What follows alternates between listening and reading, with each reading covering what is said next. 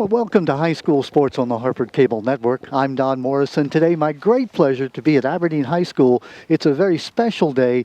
It's the game between Aberdeen and Havre de Grace that's always special, but it's the Fight for the Fungo game. And here to explain to you what that's all about, here's Mr. Chad Blevins and Coach Bob Arnold with the Aberdeen Eagles. Chad Blevins telling you about the Fight for the Fungo. Hello and welcome to the second annual Cal Ripken Senior Fight for the Fungo game. Each year, the Aberdeen Eagles and the Havre de Grace Warriors will play a game in Cal Ripken Senior's memory. The winning team's head coach will be presented with an antique fungo bat that originated from the Cal Ripken Senior Baseball School from the early 1990s. Each year, the coach will bring back the bat for another game and another Fight for the Fungo. Tonight, we pay tribute to a great man. Cal Ripken Sr. was born and raised in Aberdeen, Maryland, which he called home throughout his life. He spent 36 years in the Orioles organization, mainly as a coach. He won 964 minor league games before becoming manager of the Baltimore Orioles.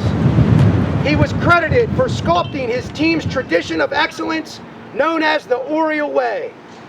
He was a teacher, a coach, a mentor, and is remembered as a true legend of the game. It is our honor to play this game tonight. One of Cal Senior's greatest tools was a fungo bat. So what a better way to honor him than with a fight for a fungo. Back in 2019, we were so happy to have Cal's wife, Violet Ripken, throw out our first pitch in the inaugural Fight for the Fungo game. Sadly, Miss Vi passed away this year, one day shy of her 83rd birthday. She was a wonderful lady and will be missed greatly. At this time, we ask that you stand in a moment of silence for Miss Vi, and please remain standing for our national anthem.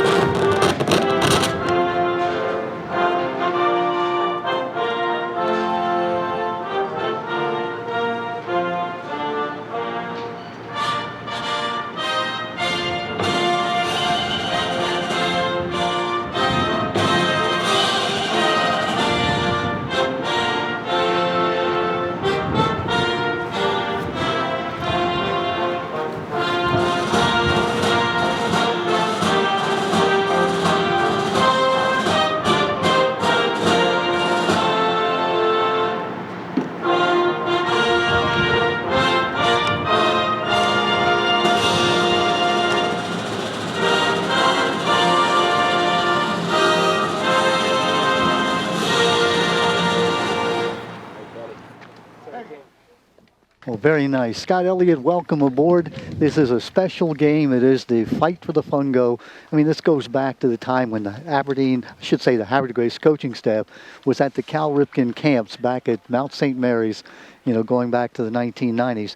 Chad Blevins got his hands on one of Cal's old fungo bats, which has been restored. It is an antique, and it stays with the team that wins. Aberdeen won 2 years ago, and of course last year, pandemic out, we didn't have a game. So this is the second annual Cal Ripken Fight for the Fungo Bat game. Yep, and it's even more special this year in memory of Vi Ripken. And I really appreciated Chad filling us in on the history of his relationship with Cal Senior and his attendance at the Cal Senior camps. He did a good job of explaining how his coaching staff, which I remember that from the last game we did here, a lot of them played with Chad. And yeah, all together in '98, they graduated all together at the same time. How about that? All four playing for that Warrior team, and now they're coaching, for their alma mater. Well, good for them. Yeah. I mean, I'm still really close with a lot of the guys I went to high school with and played baseball with. And that's a terrific legacy for them to continue for Havre de Grace. It's a great small town, and their sister town here, Aberdeen, it's nice to be able to create a rivalry game. And yeah, last year we had it canceled, and that was unfortunate. And I'm so glad they picked it right back up this year. Well, this game, a high school game of the week, proudly sponsored by the APGFCU, a member-owned, member-driven credit union helping families in Harford County achieve, prosper, and grow. Anytime Aberdeen and Havre Grace get together, it's always fun. They're neighbors 3 miles apart. This season, it's going to be a weird one for both these teams because they're both very young.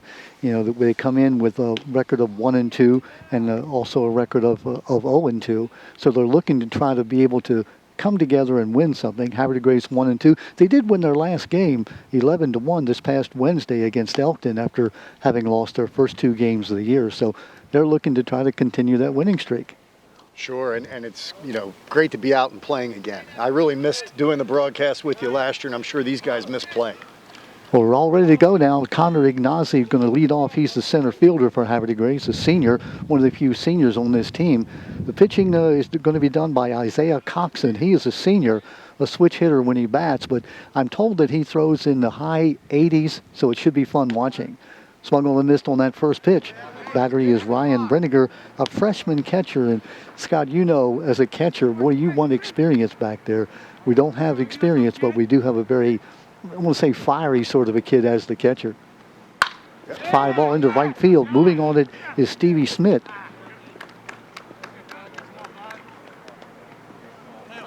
Stevie Smith, I think it was taken by the second baseman. He came in. Second baseman made a nice running over the shoulder catch for 1 out. Okay, so a little pop-up to the second baseman. I'm being asked to turn down one of these knobs, and I'm looking at the knobs.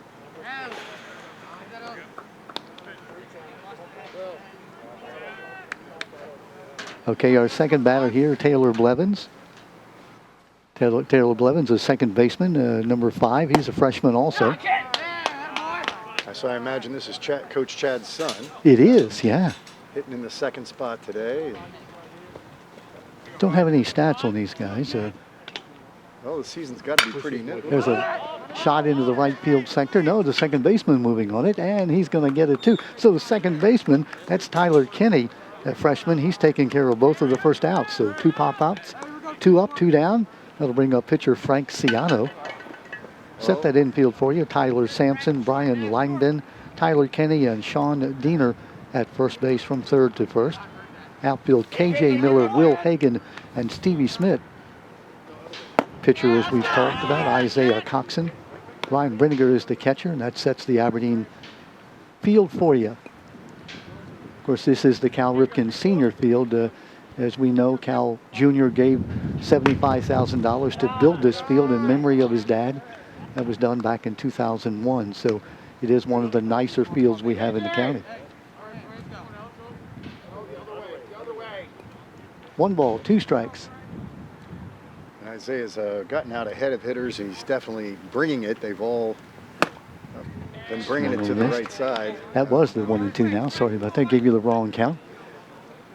Well, they're going to have to shorten up and try to put it in play. He's definitely got some velocity, and they look like they're struggling with it a little bit. Ciano deep in the box. Down low. That's I think that makes the count now 3 balls and a strike. The umpire corrects us.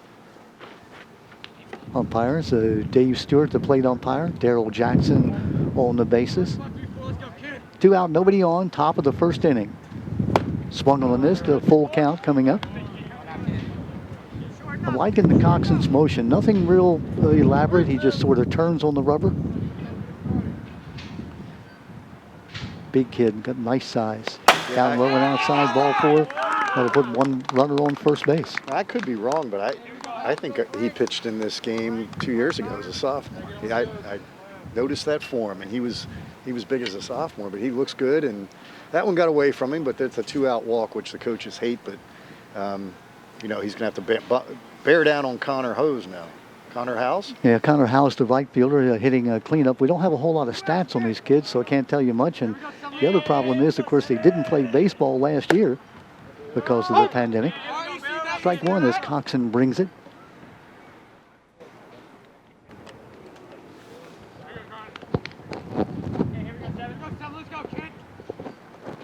No balls, 1 strike. Swung on a miss. Boy, he powered that one right by him. No balls, 2 strikes. Top of the first inning, Havre Grace Warriors coming in with a 1-2 record. Aberdeen is 0-3. Swung on and missed, but by the catcher. Has a play at first base. Let's see if he can make it, and Nicely he does. So the strikeout is recorded. The out from 2 to 3. So no damage done with that walk. No runs, no hits, no errors. 1 runner left on base. We played a half an inning. It's 0-0. Aberdeen coming to bat. Scott, it's a little breezy here today. Temperatures in like the low 50s, but it feels like about the low 40s with that wind whistling around. Yes, when I got up early this morning and it was sunny and looked to be warm, I was excited to come out here and watch it get cloudier as the day went on. But, you know, we'll take it. We're out here. The boys are playing, and it's good to have baseball back in town. Surely is. As you well know, we had no sports at all in the fall or in the winter, and going back to last spring, no sports in the spring. So the fact that we're playing sports, it's exciting, and the fact that we're able to televise these games, that's even more exciting. It certainly is. Warriors will send out Frank Ciano. Frank is a senior. Frank recruited by Hartford Community College. He'll be pitching at HCC next year. Catcher is Keegan Grews. Keegan is a junior. His brother Brandon Grews, a senior, is playing first base. Give you that whole starting lineup for Havre Grace. Third baseman Chase Hunt. Brady Walker is the shortstop. Taylor Blevins, freshman, as is the shortstop. The shortstop and second baseman, both freshmen. Outfield, Josh Rathborn, Connor Ignazi in center field, and Connor Howells in right field. Senior laden outfield except for Rathburn, who's a sophomore. But you look at this team, Aberdeen starts 4 freshmen.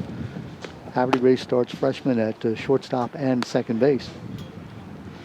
Yeah, that should be interesting to see how that plays out when you're 2 of your best fielders in the middle of the infield and they're only freshmen. That's a good sign for the program going ahead. Of course, the only problem, too, is even the seniors are really juniors because they didn't play last year as juniors. So it's really just a crazy sort of a situation. And we were talking to the athletic director for Aberdeen, Tim Lindekamp, and Tim said there was a deal of doubt that they would even have a spring season this year. And so, as you said, Scott, just so happy that we're out here watching baseball. Yeah, exactly. We have to, in these times with the pandemic and everything else that's going on, just be happy. We're grateful we're out here. And it was certainly missed by everybody last year. Baseball's a great way to start the spring, and these guys look good. They look excited to be out there. And you mentioned that Frank Ciano is being recruited by Hartford Community. Is he a pitcher? Yeah, he is. Yeah, he's good. He looks good on the mound, too. We lucked out with the pitching matchup today. That's for sure. We have. The Aberdeen Eagles, they will lead off. They'll send up Tyler Sampson. They call him Ty. He's got a 700 on-base percentage, and Scott, that's what you look for your leadoff man. First ball, I'm not sure if the catcher got crossed up, but that didn't draw leather. That hit him sort of in the leg. Yeah, they're tough ones because if you don't catch it, you don't usually get the strike call from the umpire, but that was not a bad first pitch. Tyler Sampson, number 13, as you see, he's a junior. Tyler had 3 hits against North Hartford in that loss earlier in the season. Looks like they're moving the outfielders over into the left center gap. They moved around to the right. The one thing when you have noticed when you have 2 really good pitchers that are bringing it, a lot of the play gets to the second baseman and the right side of the field. And that both teams seem to be shading that way. And the outfield very shallow. 2 balls, no strikes. Low and outside, 3-0. Not the way you want to start. No, he's struggling a little. He doesn't, when we watch his warm-up pitches, he was right on the money, and now he's got to find his groove, take some deep breaths and relax. It's one thing I notice a lot of the young players do not breathe. There you go. He took a nice deep breath there. Ooh, wow. Looked good, but the umpire didn't like it, and it's ball 4. Usually a give me on the 3-0 pitch, but he didn't get that one, so he's going to have to buckle down. He did a good job relaxing himself, though, and he threw a much better pitch. It looked good coming out of his hand, had good action on it. And Scott, you mentioned that first pitch, I think, was a strike, but the catcher didn't catch it, and so he didn't get the call. So 2 pitches close. Now Right. Here's Coxon now. Coxon is a switch hitter, batting left against the right-handed slants. Foul. First time we've seen the ball put in play, out of play. Frank Ciano, the pitcher, senior for Havre Grace. Scott, the other thing, it's a brand new experience for him being on the mound. Now, he's not at home, of course, and takes a little while to get used to throwing off. Every mound is different. Yeah, you might want to throw over a few times here, get himself really loose, hold that speedy base runner on. There you go. He's throwing over. That's smart. Get some extra throws in, get loose, get your legs loose. I mean, again, his first batter he faced could have been a little different if he had gotten a call here or there. Wow. Yeah, down low and outside. 2 balls and a strike. No, he's all around it. He's got to either pick up his cadence a little or slow himself down, but change things around a little and get himself back in here. Not forget about that guy at first who looks like he's aggressive. That's close. There's nothing more you hate as a base stealer than having the guy throw over and throw over and throw over. Yeah. Or alter his cadence, and like you said, in other words, hold the ball. Hold the Next ball, time step come off. straight. Right? Whatever you want, just get in his head. A nice swing by Coxon. Hit it right off the button, a little bit high, and knocked it foul. Count remains at 2 balls and 2 strikes. We're in the bottom of the first inning, no score. Man on first, nobody out for Aberdeen. Eagles 0-3 on the season. Lost to Bel Air 12-2, lost to North Hartford 7-5, and lost to Northeast 11-6. That's a good job. I think he's got him now. Oh, that was a nice job. He threw it out of the set without going to the set that time, and it's nice to change it up. He exchanges a couple words with the ump, just wants to know, hey, what was it close? The old It Sammy definitely Stewart was. move. I'd throw over again. There he There he goes. Ground ball to the shortstop. Coming in, making the play. The throw to first base, he's going to be out. That's a nice play by the shortstop. Good play. Shortstop Brady Walker didn't have the play at second base, so he threw on the first base for the out to Braden Cruz. So take him out at 6-3, but moving up to second base is Sampson. And I'll give those freshmen a little time because I bet you by the end of next year, there's a verbal cue to just take charge through that ball and throw it to first without even looking at second because the runner was going. He was easily safe at second. They did a good job reacting to that. Pitchers, now the batter is Brian the Langbine. Looked like he was going to call that a strike, but then decided not. So I think that in any case, we're getting, Frank Siena's heating up, and he's starting to get all around that plate. The ump's thinking about it looks good now to the ump, whereas before it looked a little tight. Nice job. Oh, he had him. Yeah, he's got him picked off. That's a balk, though. The umpire is going to say a balk. He did not step off the rubber. You can turn to your right, but if you're going to turn to your left the way he did, you've got to step off the rubber. Well, he can do a kick turn. They're going to talk about this because he did a kick turn, which is legal, and he got a little hung up on the rubber. Yeah, exactly. He was still came down a little awkward, but I don't know what they're going to say about where his left foot landed, and that's probably what the ump is saying, that his left foot landed to the plate. Yeah, it looked like he was making a move to the plate, and he just continued that whirl around. So deceiving the runner, that's what the balk call was all about. And so instead of being picked off at second base, going down to third on the balk is Sampson. That's a tough call. Chad Blevins seemed to be satisfied, or at least he got the explanation. Ball up high. He looks a little flustered. He's got to make sure he sets. He kind of came a little quick there, but infield's playing back, so they're going to give up the run on the ground ball.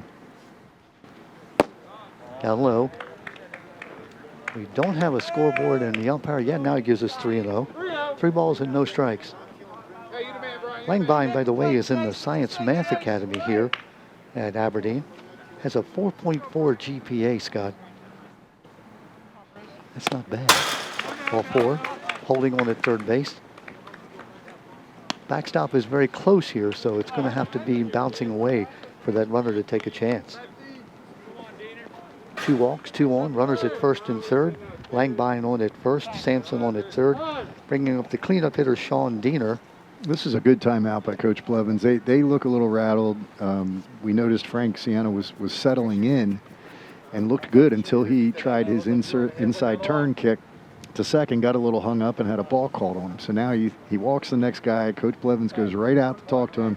I think he's probably talking to his infielders about what they're going to do in a first and third situation. Like you said, not a lot of practice, not a lot of game time, but he's also doing this to react to what he's seeing from Frank Siena and settle him down a little and get him back in a groove.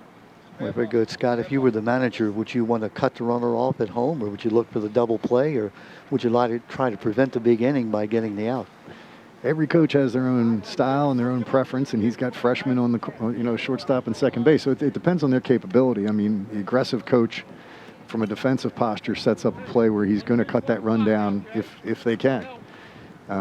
Some coaches just say, we'll give up the run, go for the out. I mean, it's a preference. If it were me, you'd have an aggressive play here so they don't run on you and try to throw down and have the second baseman cut it off and throw the guy out at home if they try to double steal. Yeah, that's your other thing. Is Langbein going to be going? Strike on the outside corner. The chess game here, Sienna did the right thing. Get ahead. I mean, if something's on, get ahead with strikes, because if he can strike this batter out, if he can get Sean Diener out, he's got a 2-out situation, and he can get himself out of the inning with a strikeout or a fly ball. He's got to be careful. He's doing a lot of things on the mound that are a little shaky and could lead to a balk. Yeah. We've already seen that one ball. There he goes down to second base. The ball is dropped. That's a foul ball. Yeah, it looks like it was a tip foul. So he'll go back to first base. So now he's in a good spot. He's 0-2, and he's right where he wants to be. If he can get the batter, he knows he can get out of the inning. Maybe he's smelling that a little bit. Well, we've seen Langbein run. There's no reason to believe he wouldn't run again. Got a big lead over there. Coming quickly and getting the strikeout. Boy, that was a quick pause. He really didn't stop a lot. That's what I mean. If you're the catcher, you got to go out and talk to him right now, and you got to say, look, here's what I'm seeing, and you need to be careful. Yeah. So 2 out now. Runners still at first and third. Or the shortstop or the second baseman. That's where, they get a little older, and they're going to come in and say, look, man, I got a guy on third. Let's be very deliberate. Will Hagen, the batter now. Will is another one of the freshmen, center fielder. Big kid for a freshman. Of course, a lot of the problems these players have, and I feel for them, is that there's absolutely no balks in the major leagues anymore. I mean, they just let them do whatever they want. So, umpire interpretation matters in the sport. And right now, these kids are watching an absolutely horrible display on the mound in the big leagues. There he goes. Down low. Fakes the throw to second base. He'll hold it right there. And that's probably not a bad conservative move with 2 out. So now you play for the out, get yourself out of the inning. The downside of that move is that you allow 2 men in scoring position with 2 out. So base hit scores 2. Swung on the missed. They're banking on Sienna striking this guy out. He understands his role, and he's going after him. We didn't talk about the wind, and it is whistling here today. A gust probably in the 20, 30 mile an hour range, blowing sort of from right to left. Pop foul, backing out of play. 2 strikes. Got that one by Will Hagen, too. Yeah. And this guy's a freshman. They all know each other. He's got a good body on him, good swing. But as a freshman, if you're Frank Sienna, you're thinking, I'm going to go get this guy.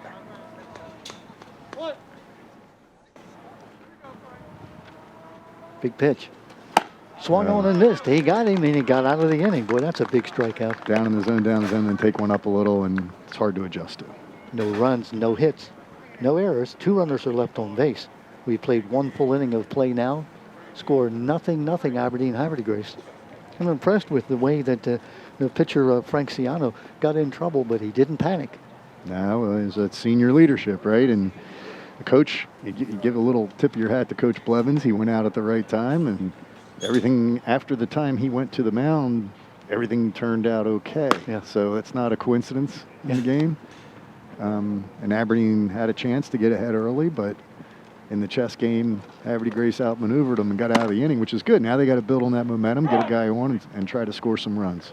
Chet Blevins, 11th year as the head coach at Havre Grace. 11 years? Yeah. No. Yeah, 11 years. Of course, he graduated back in '98. The great thing, again, we mentioned it, Scott, having his entire team, in other words, that played with him back in the day in '98, coaching with him. They know each other. They know their tendencies. They know what they like. They can speak frankly to one another. Yep. What a staff they have. That's great. Just to see that they're connected and that they've made an effort to coach together is terrific for Havre Grace. Now, I can remember as a player in Edgewood, we played against Aberdeen in travel, but there wasn't a Havre Grace travel because they had their Little League. Yeah. So up until the time you got to high school, you didn't really see many of the Havre Grace guys. And then, of course, they had a lot of great high school players when I was younger. And I imagine a lot of these kids know each other from the local rec programs or Little League in Havre Grace. So it is a big rivalry. Havre Grace starting the top of the second inning. They'll send up Keegan Gruz, the catcher. Keegan, a junior, high and inside. Aberdeen pitcher Isaiah Coxon Catcher Ryan Brenniger, we mentioned the freshman catcher Ryan Brenniger. Pop up. And that's going to curve out, I think. Third baseman moving on it. He's going to make the catch. Well, that wind sort of held it up. Good job by Tyler Sampson going over. Didn't give up on it. Made the catch, so the pop out in foul territory.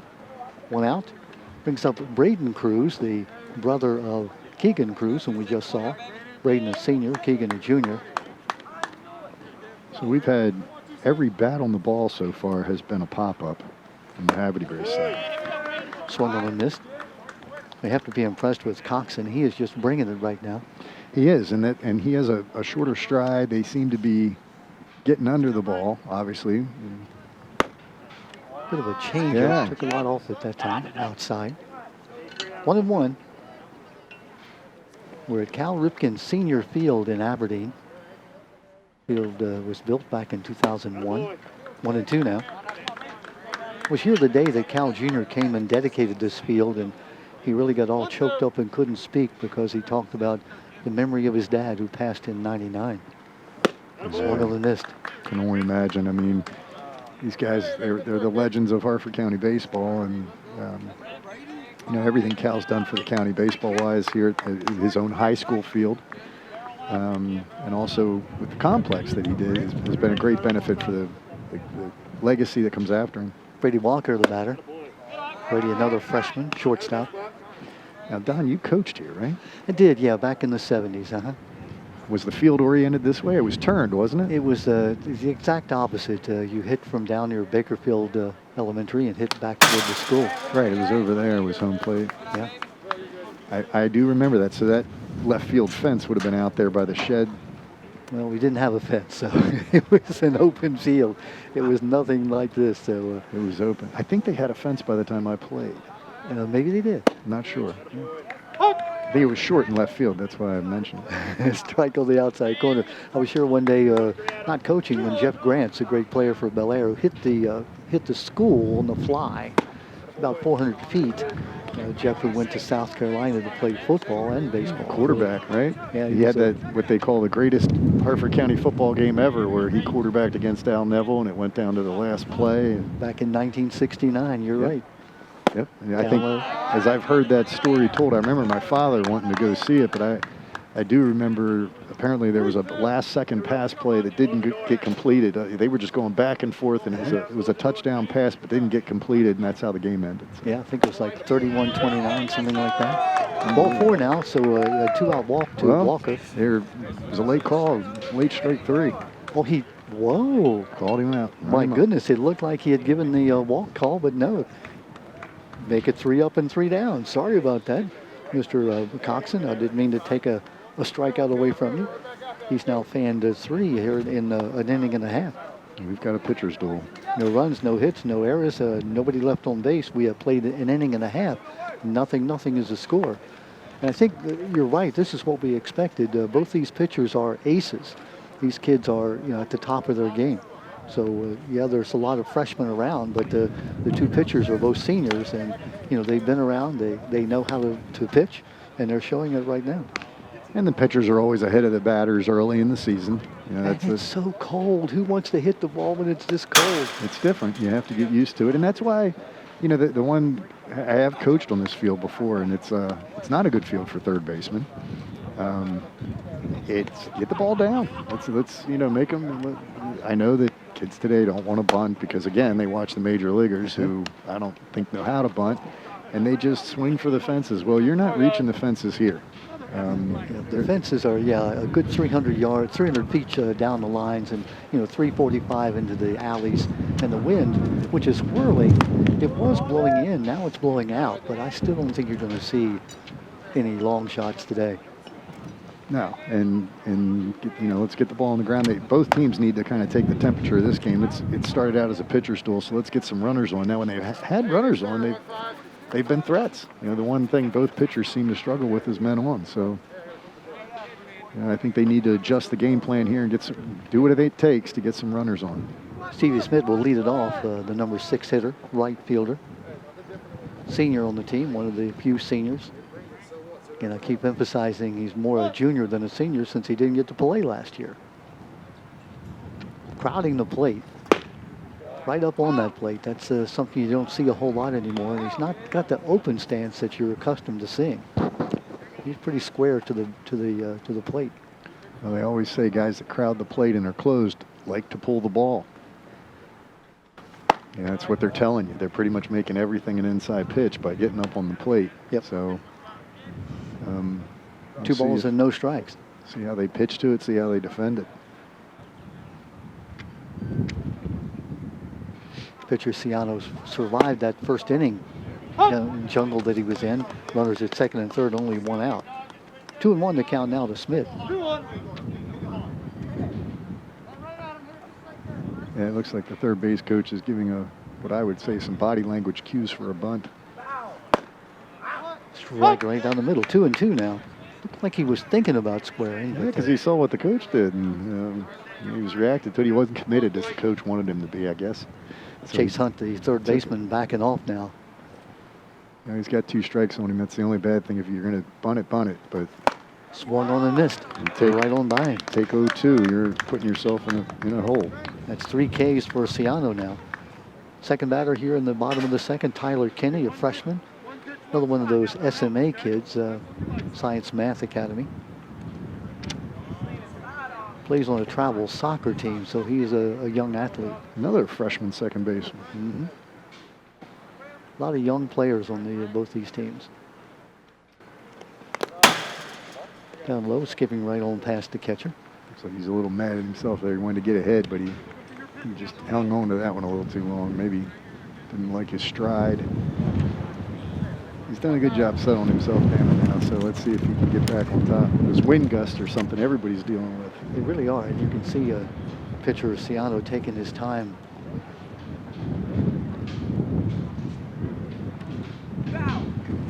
Swung on a miss, just blew that one right by him. The thing about being a freshman, you're playing against kids that are 3 years older than you. They're just maybe a little stronger than you are. Yeah. You have to be very aggressive. It's harder to be weaker, and if you're going to be tentative, it's harder, even. So, be aggressive, and the coach has you out there for a reason. No balls, 2 strikes. Off the inside corner, muffed by catcher Keegan Grews. And Scott, you mentioned it, if you're going to catch the ball as a catcher, you need to be able to catch it naturally and bring it back into the strike zone. Well, framing is something catchers have to work at, and it can easily be done, especially with a couple good books. There's a lot of good teachers out there. Down low and outside, 2 balls and 2 strikes now. Yeah, there's a great way to influence how the umpire sees things by the way you catch the ball in the mitt. Kind of another lost art. Down low, and that is ball 4. Sorry, I missed one of those pitches, so the walk is recorded. That's the 3rd walk of the game for Ciano. Walk 2 back in the 1st. And that's significant because that's not a guy, you got a freshman up there. You looked like he was getting ahead early, but he let that one get away. Ryan Brenniger now, another one of the freshmen. Friends like to call him RB, Ryan Brenniger. Freshman catcher. 1 out, runner on at first base. Down low. You can hear that wind just picking up now. It's been calm for about an inning, but now it has really picked up. There's nothing better for Tyler Kenny here than get a chance to steal. He's a good athlete, like you say, a freshman. The pitcher's very easy to time. Boom, go. Swung on a miss off the catcher's mitt. Doesn't have to worry about it here. He got a late jump, though. Let's see the throw to second base. He's going to get right in there safely. We call that a pass ball. Looked like Tyler Kenny didn't get a good jump and made the play a lot closer at second base than it really needed to be. Mm-hmm. Runner at second base, 1 out. Brenniger the batter. No score. We're in the bottom of the 2nd inning. All right, well, there's something going on here. You do have the bottom of the lineup at the plate for Aberdeen, but they have a man in scoring position, so I really like the way Tyler Sampson looked as the leadoff hitter. If they can get him up here, in the inning, they might be able to take the lead.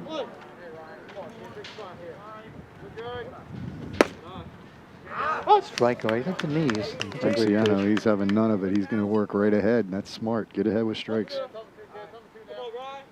Like how Ciano that time was looking at second base. In fact, when he started his move to the plate, he was still looking at second. Yeah, he's got a good inside turn because he hangs a little. So that time he did a slide step with a little quicker cadence to the plate, and that was smart. That, you just showed a hanging delay on the first pitch, and the batter has you timed, and then on the next pitch you do a quick slide step, and it's a little different cadence to the plate, and it got by him. 2 down now. Runner is still on at second base. It's the number 9 hitter, K.J. Miller, another one of the freshmen. Now Sienna's at the bottom of the order, needs to pick it up. Right down the middle. Yeah, he's not messing around. The focus with men one has been good. Now he needs to finish this, though. He can't let the leadoff hitter Sampson come up with men in scoring position. Nothing leadoff hitters like better than an RBI. Oh, yeah, because you don't get too many chances. Line shot. Good aggressive swing there. I like that. Yeah, it was. Late on the pitch, but still got a nice wood on the ball. In this case, aluminum. Well, he's a freshman too, so he took his pitch. He's got the timing. Now let's see if he can catch up to it and get it through the right side. They haven't shifted on him, so he's got a lot of turf. Swung on the high pitch. Good pitch by Sienna. They talk about that high pitch being one you just can't lay off. It looks so good coming in, right in your eyes. That time Miller was not able to get around. Fanning the side was pitcher Ciano, giving up a walk in the middle. No runs, no hits, no errors. 1 runner left on base. We've had no score. In fact, we've had no hits here through 2 full innings. Oh, there you go, Don. Now you just jinxed it. I didn't say they were pitching a no-hitter. I said we've had no hits. Okay. That's the same thing. You're right. So the pitchers, if you're reviewing this, sorry about that.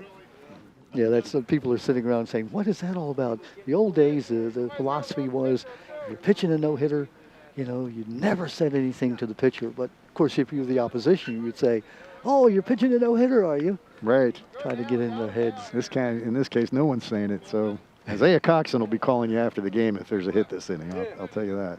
We talked about this being the fight for the fungo. And, again, an old fungo bat, a vintage bat. Did you get a chance to see that, Scott? It's sitting right next to you. It's got... Look at that thing. It's got brads and brackets in it, taped up. That's one that was used by Cal Ripken Sr. when he was out at the camp at Mount St. Mary's in Emmitsburg. And I assume he had given that to Coach Blevins at some point, because Coach Blevins said they frequented that camp and had a lot of nice stories about how good Cal was to him. The one story he related, Coach Ripken asked him that he and a couple of the guys from Havre Grace, I guess, giving him a little flavored treatment. Saying, hey, I'll favor you. You can stay afterwards. And he hit him some extra fungos and then put him in the pickup truck and drove him to dinner for pizza or something to that effect. And, it's got to be an honor to have worked with him, and to have some personal attention from him is even better. Like Cal Ripken's story, I'll tell it in start, and we'll reverse it here when Havre Grace comes up. But it was in 1975, and baseball was on strike, so Cal was able to come here and watch his son play at Aberdeen. And the field was horrible. It was early in the year. I'll continue that story in just a moment. Havre Grace will send up Chase Hunt. Chase Hunt, the third baseman, number 8 hitter in the lineup, fouls it back. So anyhow, Cal came over and he said, Coach, that field is horrible. And I said, I know, Parks and Rec hasn't gotten here to, clean it off and make it look good. He said, I'll take care of it. So he left, waiting for the second pitch here. A little pop-up, foul, and looks like it's going to go out of play. So anyhow, about 10 minutes later, he comes back. He had an old Plymouth Fury with a chain link fence behind it. It was like an old drag that he used. And he yelled, Fred, Billy, which were the 2 younger Ripken brothers, jump on the back. And so he around the field, he went about 40 miles an hour backside. Fred and Bill hanging on for dear life. And after about 30 trips around the field, I was dying because I'm thinking there's going to be an accident. I'm going to be fired here. The field, he said, all right, Coach, now you got a good field. Now you can play. And it was like a glass infield by that time. Old school. Old school. Foul back. It's a good thing that the at-bat here by Chase Hunt's been prolonged to give you time for that story. Yeah, he's just fouling off pitches. He knows. I'm telling the story with Cal. And when Cal Jr. came here in 2001 to dedicate this field, He was just talking about how his dad would come up over that field, that hill from Bakerfield, swung on and missed, catcher hungs onto it, strikeout is recorded. And Cal said he could never play well when his dad was there because he always wanted to do well for his father. And of course his father was seldom here to see him play because he was always away at spring training or wherever he happened to be in the majors or minors. Hitter in the lineup, Josh Rathburn, left fielder, sophomore. Josh also crowding that plate. Strike is called. Josh didn't think so, but the only opinion that counts is that of Mr. Stewart, the plate umpire. Outside. 1-1 to count. In the top of the third here, no score. Now the wind is calmed and it's a decent day without that wind. That's going to be down on the line. Yeah, it looks like it might get down. Left fielder moving on it. Oh, Nice play. Catch. K.J. Miller. Right on the line. You can see why he's in left field. Boy, he covered a lot of ground. He really did. Freshman J.K. Miller in this Science Math Academy. He got a nice jump on that ball, too. We're going to put that down as an F7 with a little circle on it. That was well done. It really was. Leadoff hitter now. This is Connor Ignazi. Connor popped up to the second baseman. Squares to bunt. Misses the ball. Smart play there. Needs a runner, 2 out. Tyler Sampson, the third baseman, shortens up after he sees that. They're going to have to do something. These pitchers aren't blinking. Isaiah Coxon. That's Nice a nice pitch. curveball. That's not fair. You know, Well, when you back them off with the fastball and then you throw that yellow hammer. It's smart because you just got ahead 0-1. He bunted it, so he's looking to protect the plate, but you've frozen. And you come back with that fastball. Good job hanging in there by Connor. It really was. And that's the first real curveball I've seen Coxon throw. He's been mostly bringing heat. Well, now's the time, second time around, to show him a little different look. 0-2 the count. He shook something off. 2 out, nobody on. There's that curveball. Guess Down he what goes. he shook off to there. If you're the hitter, you knew it was coming. The yellow hammer. 3 up and 3 down for the Warriors. We've now played 2.5 innings. No runs, no hits, no errors, nobody left on. We have a pitcher's duel here at Aberdeen. We've got, as far as hoping I'm right, there's 1, 2, 3, 4 strikeouts on the part of Isaiah Coxon, and 1, 2, 3, 4, 5 strikeouts on the part of Frank Ciano, if I'm right. Looks like I think you are. We had no strikeouts in the first inning for Coxon. He had 1. He had 2 in each of the last 2 innings. Right, and of course Aberdeen, has to bat again here in the bottom of the third. So.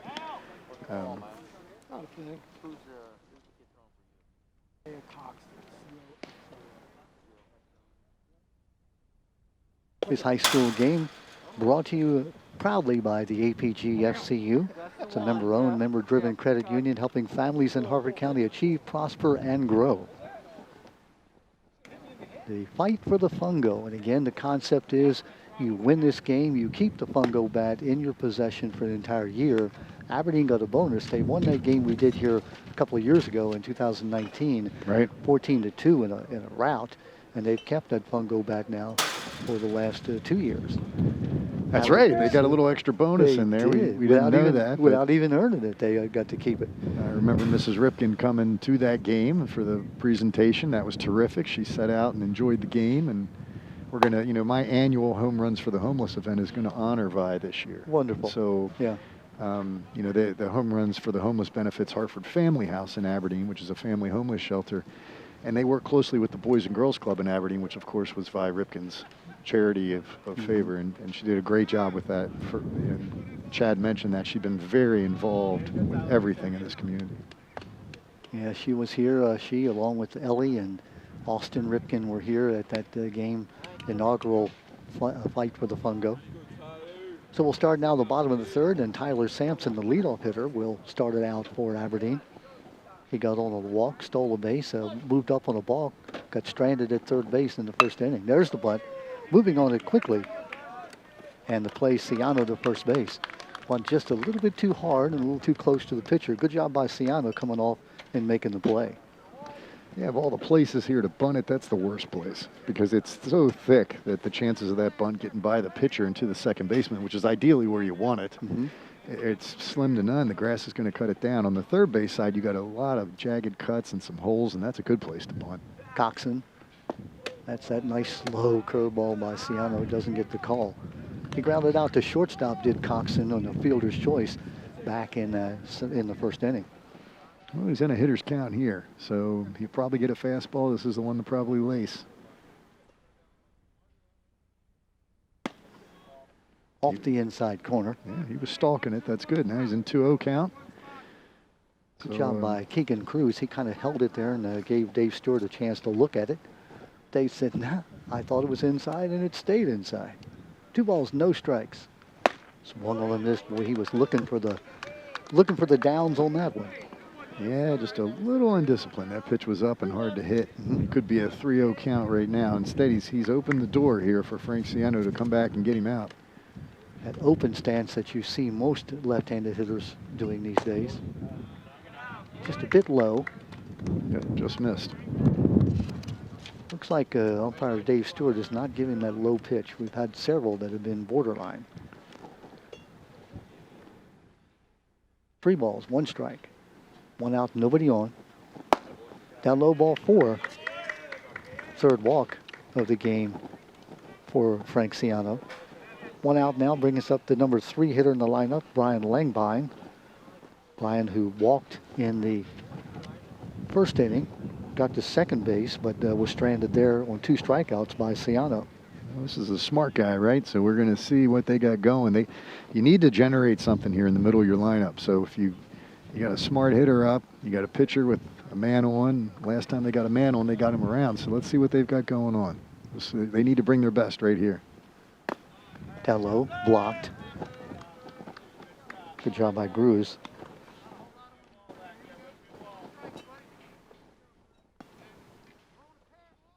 Brian Langbine in the Science Math Academy, senior, 4.4 GPA, soccer player.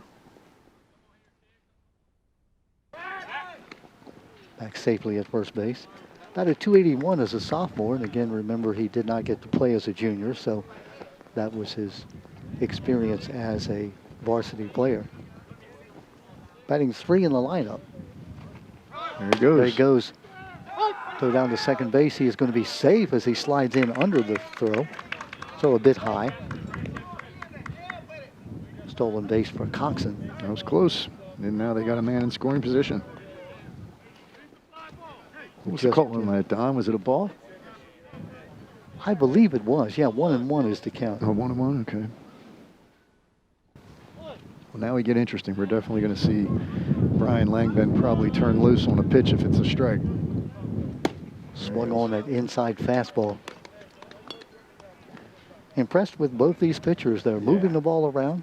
Yeah, Frank Ciano's come back now. He's in a pitcher's count. He's got a man in scoring position. He's got to stay calm here and take his deep breaths and work himself out of a jam. 1 ball, 2 strikes. There's his inside turn again, but that's a little dangerous when the shortstop takes the ball behind the runner. It's hard to see. He needs to come in front of the bag and get that and catch that so that there's not a chance that guy gets to third on a pass ball. Connor Ignazi, the center fielder, was on the move that time. Ignazi playing shallow and toward the right field side. In fact, all the outfielders are swung around to the right side. Down low. 2 balls, 2 strikes. When he's missed, he's been low, so.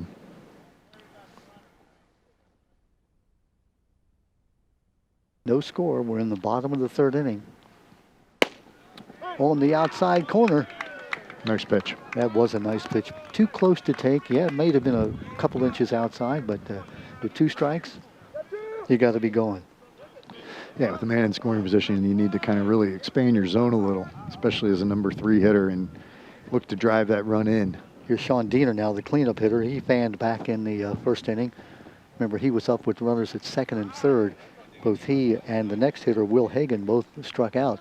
Well, he's got another chance, and he's another smart guy, 4.0 GPA, and you know he wants to redeem himself, drive that run in. Good rip. Nice high fastball. don't seem to be catching up to Sean there. I mean, to Frank Ciano there with the high heat. They're going to have to zone it down. He has thrown a lot of balls lower in the zone. Those are the ones to go get. Coxon bouncing around off second base. Good job by Ciano. Just sort of looks at him. 1-1. He disrupted Ciano a little bit on that. Frank Ciano with the long hair kind of reminds you of, is it DeGrom with the Mets who has the flowing locks? A young Don Morrison, if I remember. No, never. Number 34, I see 34, and I think of Storm Davis, who I thought was going to be the next Jim Palmer for the Orioles back in the day. And his career just sort of flattened out. Injuries got to him. He was a good pitcher for a while. Great name. Yeah. George Storm Davis. It's a little low again. That sort of hang move that, as you mentioned, Ciano didn't really pay attention to the plate. If I were a coach, I'd say, hey, you know, it's nice to keep your runner straight, but your job is to throw the ball where you want to across the plate. Yeah, they got first base open. I mean, I don't know if he's being a little too cautious here, but Up high. And there the first base is occupied. Didn't now. really give him much to hit, Nope. you know, to be honest with you. And I don't know if they're purposely pitching around him, but doesn't seem too upset by that walk. First and second with 2 out. The cleanup hitter goes down to first base. Will Hagen now. You just passed on a junior and you're facing a freshman center fielder who you struck out before, and they're going to come talk about this now. They're going to probably talk about what they gave him last time to hit and try to capitalize on that again. Talking about Hagen, who did strike out to end that first inning with runners in scoring position. And again, Aberdeen with a big threat here. Hit right here with the way that pitcher Coxon is throwing for Aberdeen would be big. It would be, and as a freshman, you have to kind of step up into that challenge. If you're Will Hagen, you're looking for the first good ball you can to drive and you got to be aggressive. You're younger than everybody else, and you know pitchers are coming after you in these situations. So be ready. You know, I'd look down in the zone. That's where he seems hittable, and see if you can drive something here. Well, Hagen in the game against Northeast, the last game they played that they lost 11-6, had a home run and a double. So he's already shown that he has the propensity to be able to hit the ball. Yeah, you know you can hit it. There he goes. He's running down to third base to throw down there, and he's going to be safe at third base. And the runner at first doesn't go. Not sure if that was called by the coach or the runner just simply said, hey, I have a chance. In case Coxon gets third base on the stolen base. Yeah, very interesting. It's 2 stolen bases for him, and not bad after they call a conference. I used to love Sting. That's the one you don't want to get thrown out, though. Swung on the missed. Well, he zoned it down. He looked for something down and ripped on it. Good for him. He didn't get it, but he's got more chances now with a man on third. Deep breath at the plate. I like that. And Frank Ciano's got to come back with his best stuff now. He's got men on the corners again. A little surprised that Diener didn't attempt to steal as well. There he goes. Fly ball into center drove field. that. Hit well. Moving backward Really goes drove it. Ignazi. And Ignazi's going to make the catch in deep center field. Hit that ball, as you said, Scott, right on the nose. But Ignazi, nice job of getting a jump on the ball, going back and making the catch. Yeah, I'll tip my hat to Will Hagen. I mean, you know, you can't feel bad when you hit one right on the square, and that's what he did. It just got a little under it, and the center fielder there made a great play on it, getting back and tracking it and, you know, not giving up on it. So Connor Nazi, of course, he's a senior. He was probably anticipating that all along in a hitter's count. So Yeah. Don't know, though, I'm looking at the flag. The wind looked like it did sort of hold that ball up. The wind is swirling. The flag is showing from right to left field, but that ball seemed like it started out, Scott, harder than it ended up. Ignazi ended up making a fairly easy catch, drifting back to make it. Yeah, you know, this time of the year it's tough, and I'm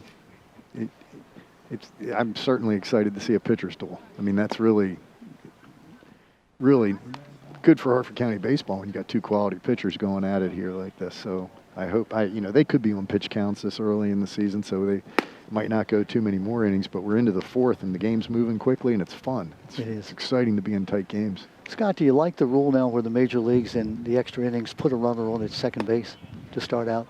Well, they're trying things to make their game a little more interesting and speed it up. I mean, having coached, I've coached in just about every kind of configuration of those extra innings you can imagine, and you need to have a little strategy ahead of time as to how you're going to play it, because the game changes when you shorten it up, and you got to you got to try to win quickly. So, you know, it adds a little bit of excitement, I think. Nothing wrong with that. Baseball and excitement are hard to come by these days for the younger crowd. The two words are not in the same sentence. And then the 7-inning doubleheaders. That's an interesting concept as well.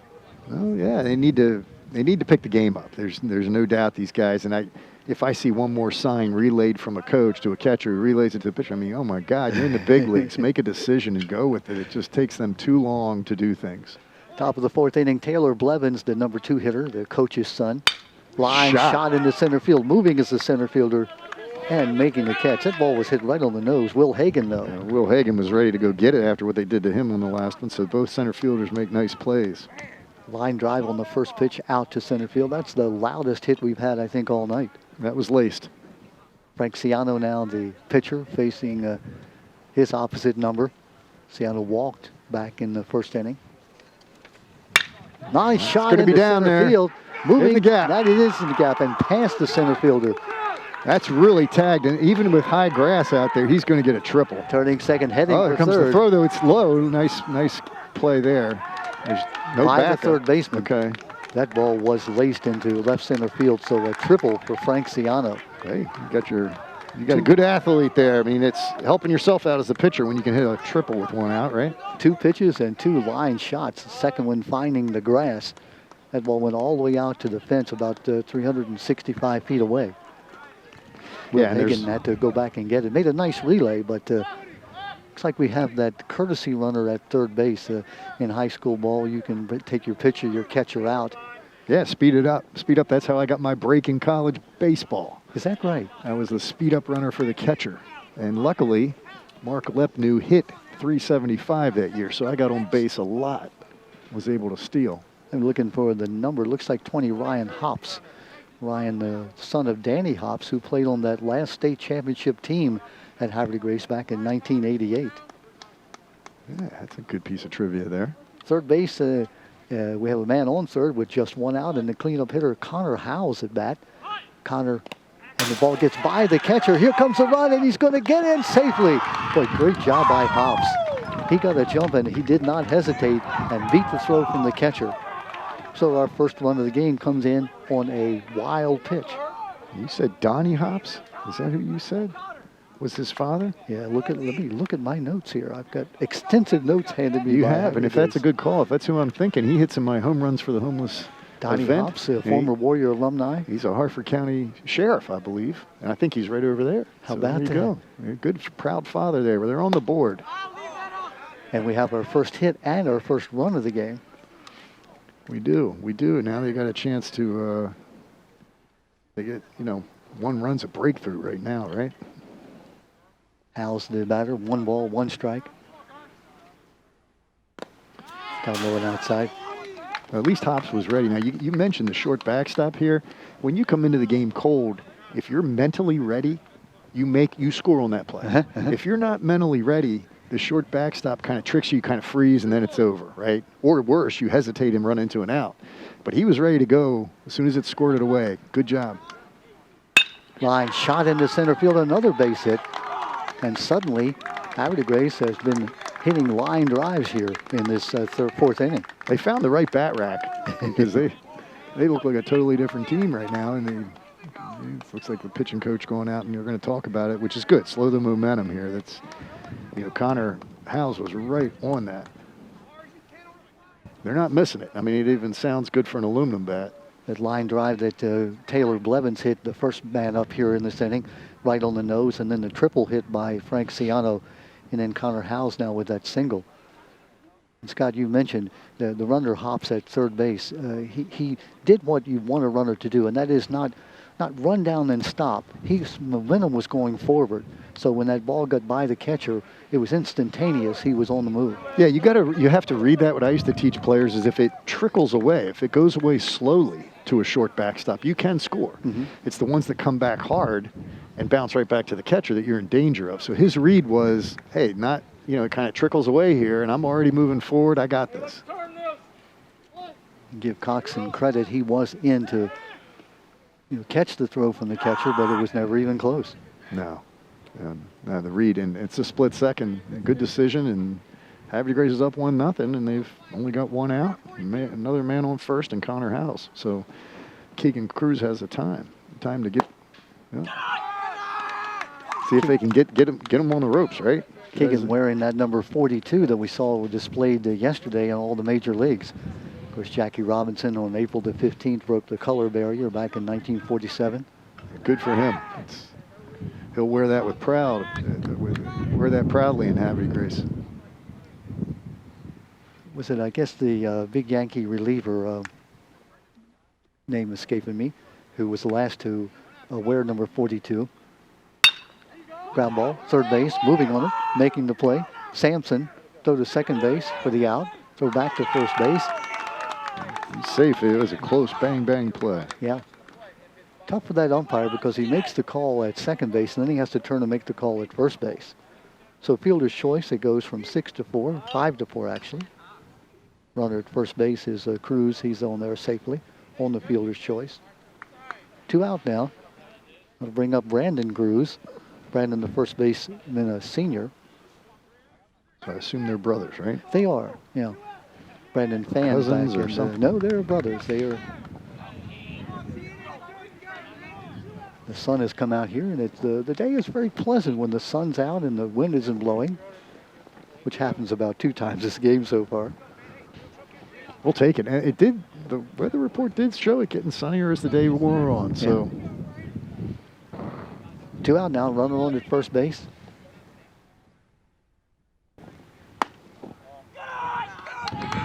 Fastball a bit high.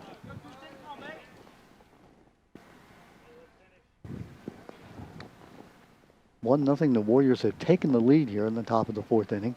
Swung on, tip foul. Like Ryan Brenniger, the catcher, who was having some problems as a freshman early on. I think he's really improved his ability here. He's gotten into the ball game.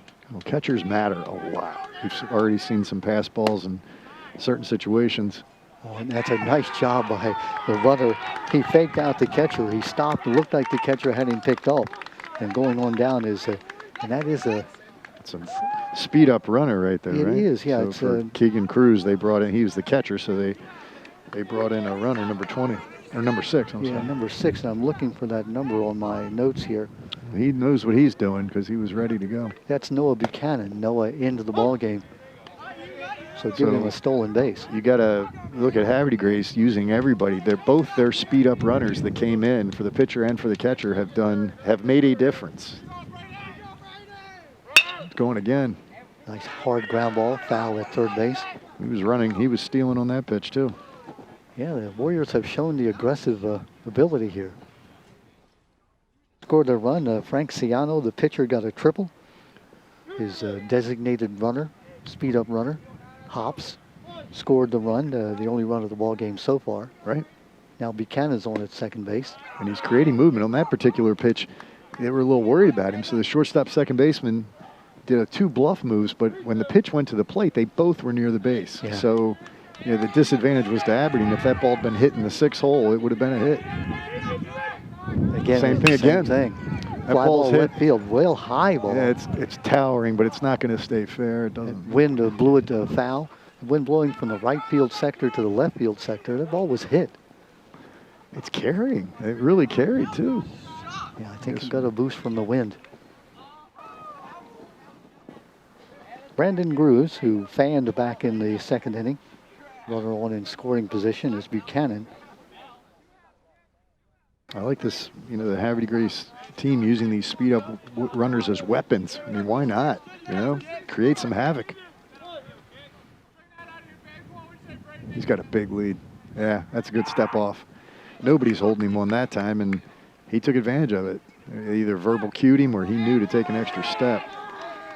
But right now, making an anchor play where a shortstop or second baseman has to cover the bag only opens up your infield. There he goes. He's going to be able to steal the base on the ball 4. So now they're in where another pass ball will generate a run. First and third on the walk. Bringing up Brady Walker, freshman shortstop. Brady Fan looking back in the 2nd inning, last out of that 2nd inning. Yeah, they're into the bottom of the lineup, so using speed-up runners to make a difference at the bottom of the lineup's a good strategy. First and third, you Coach send that Chad. guy, Scott? Especially with the wheels at third. Let him get hung up in a rundown between first and second. Swung on a missed, and indeed he is That's going what they're down. doing, and- Throw to third. oh, Oh, nice boy. save by the third baseman, The Tyler catcher- Sampson. The catcher had sniffed it out. He figured they'd probably get in a rundown between first and second, so he threw behind him at third, but the third baseman made a really nice play there, Tyler Sampson, because it almost got by him in the left field. Second and third, 2 out. Big spot in the ball game here. 1-0 lead for Havre de Grace. Outside. Yeah, you're right. Sampson was going to cover third, and the throw was sort of behind him Right, where he had been. right. Made a great save. Nice Foul rip. tip. Now, Havre de Grace is seizing the advantage here. He was right on that pitch. He was right on it. 2 out, 2 on. Runners at second and third. Speed up runner on at third is Buchanan.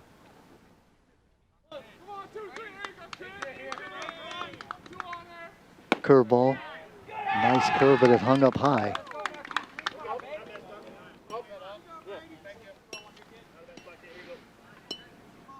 Aberdeen asking the bench, where was that pitch? Swung on a missed off the catcher. He's running to first base on the third strike, and the throw to first base is high, but making the catch was Sean Diener, able to come off the base, make the catch, and so the out is recorded. The catcher to the first baseman, 2-3 on the strikeout. Well, we've had a breakthrough. A run on 2 base hits, no errors, 2 runners left on base. We have now played 3.5 innings with Havre de Grace leading by 1-0. Yeah, that was an impressive inning for Havre de Grace. Now, Aberdeen needs to answer, right? Because this has been a tit-for-tat game.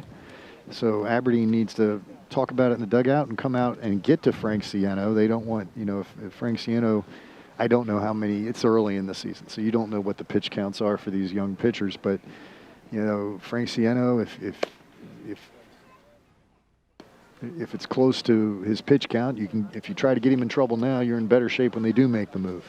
Seattle, remember, was the young man that had the triple, so he did run, but he got a chance to go sit down as they put in that pinch runner for him.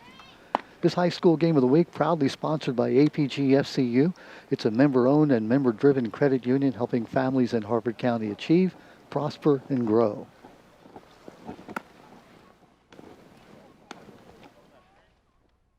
Frank Ciano, senior pitcher for the Havre de Grace Warriors. You're right, Scott. That inning was not just, like nickel and dime hits. Every batter up hit the ball hard. That long foul ball down the third base line was hit as well as the fly ball to center field to start, and that triple that went all the way to the fence. That's quite a poke, and you mentioned with the high grass out there. Well, it was hit. It was driven. I mean, that ball was driven. So when it landed, because it was never high off the ground, it just kept skimming.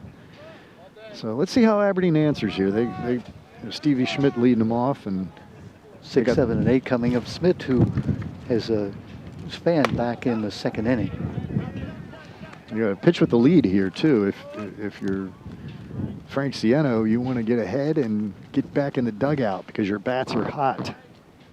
And the wind has picked up again. That brief respite where the wind wasn't blowing, now it is whistling again. Sort of a half-hearted attempt at a bunt. Yeah, if they're going to bunt, they need to do it. They have shown it a couple times. I think the third base coach wants them to, but they're not taking advantage of that choppy grass over on the third baseline. They need runners. Chase Hunt, the third baseman, shortened up now. Swung on and missed. It's the second time we've seen somebody take a bunt, miss a bunt and get in a one-strike hole. Now they're in a two-strike hole. So I think Havre de Grace needs to start shifting their lineup a little bit to the left side in this particular case. Swung on and missed. He's blowing it by him. He's bringing it. He is that. Ciano now with his 6th strikeout of the game. He had 3 in the second inning, 1, 2 in the first. Make that 7 strikeouts for Ciano. Yeah. Tyler Kenny now, the freshman second baseman, walked in the second inning. Advanced to second base, but was stranded there. 1-0 the score. Havre de Grace broke through in the top of this inning. A triple and a wild pitch scoring the run. Yeah, my father would be telling Frank Ciano to keep his arm up as he's getting a little tired. He took a deep breath. That's good. He misses low, and when he gets his arm up, he gets on top of the pitch. A little overcorrection there, but he's ahead now. Swung on and missed again. That high pitch, especially as a young player learning to lay off the high pitch. It's one you're probably not going to catch up with anyhow. Not today, and you're a younger hitter, so you need to, as a freshman, it looks good up there, we'll leave it up. Swung on and missed. Well, they came right back to it. Oh, They yeah. saw him swinging. They said, you're going to swing at that. We're coming right back to it. And maybe go up the ladder a little higher. Do you like that? Let's try one maybe Adam's apple height. I don't even know if they need to. Just throw it again. And there it is. 3 pitches, 3 strikes, 2 strikeouts in a row. 8 strikeouts on the night now for Mr. Ciano. You got to start bunting. I mean, they especially with two outs, you can't. The best thing for Frank Ciano right now is to get right back in the dugout with those hot bats. So anything you can do to string this inning out and give Isaiah Coxon a little longer rest. That's good. Take a pitch. Leave it alone up there. Ryan Brenniger, the freshman catcher, fanned back in the second inning. One of the 3 straight strikeouts sandwiched around a walk in the second inning by Frank Ciano. Frank, captain of this team, headed for Hartford Community College next year. One ball. Just dropped his arm a little bit there. He misses low.